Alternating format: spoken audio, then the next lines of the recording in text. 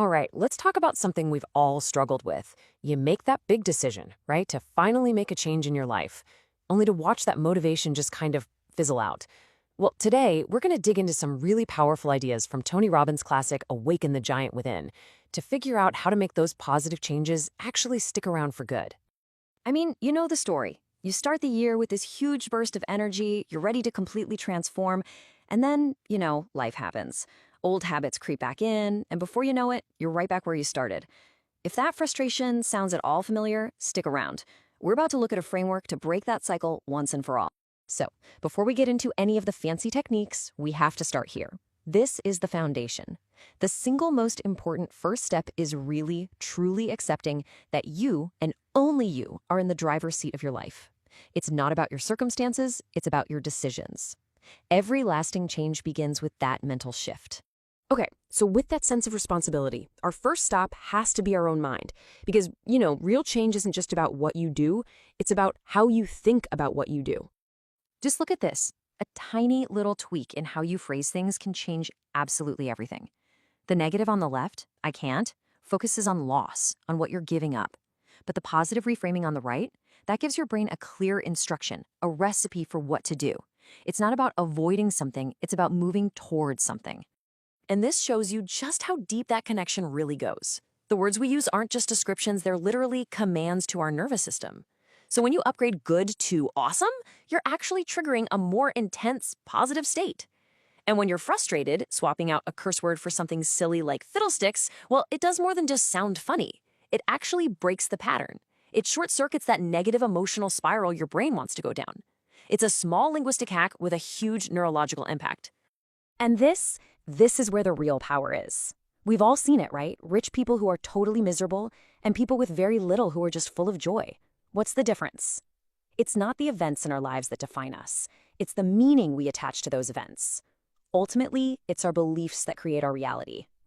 So how do you challenge those limiting beliefs? You start by asking a better question. When you face a setback, instead of seeing it as some kind of final judgment, ask this. This one question can transform you from a victim into a student, turning every single obstacle into a lesson. Okay, now let's get practical. How does this new mindset translate into the real world? A new perspective is great, but let's be honest, it's pretty meaningless without action. So this next part is all about turning those powerful decisions into automatic, everyday habits. See, vague goals just lead to vague results. Eat healthy is a wish. It's not a plan.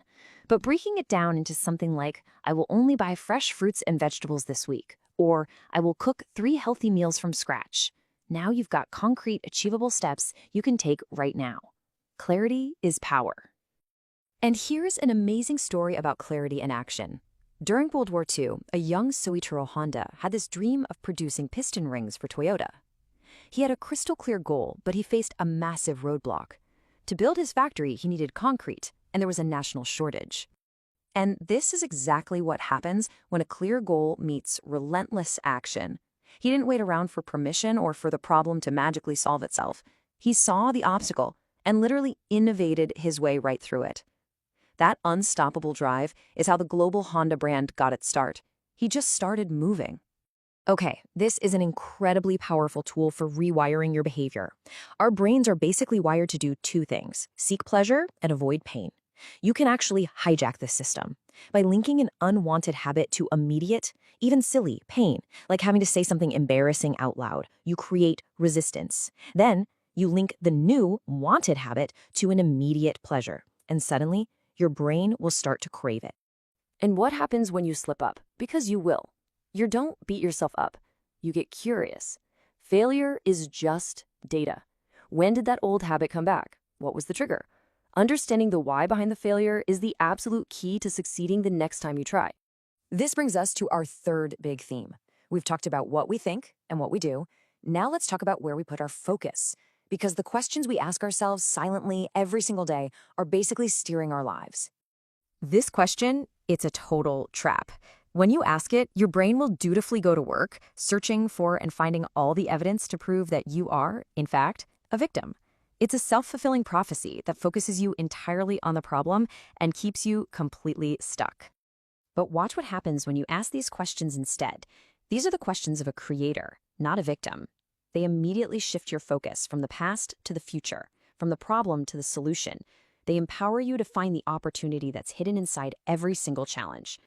You can make this a daily practice. Asking yourself questions like these, even for just a few minutes, helps you consciously direct where your focus is going. It clarifies what you value, what you're grateful for, and what you're truly aiming for. It stops you from just drifting through life on autopilot. Ultimately, asking these kinds of value-based questions helps you build what you could call a personal constitution. Think of it like your own internal rulebook. When you know with total clarity what you stand for and what you won't, making those tough decisions becomes infinitely easier. Your actions will just naturally start to align with your deepest values.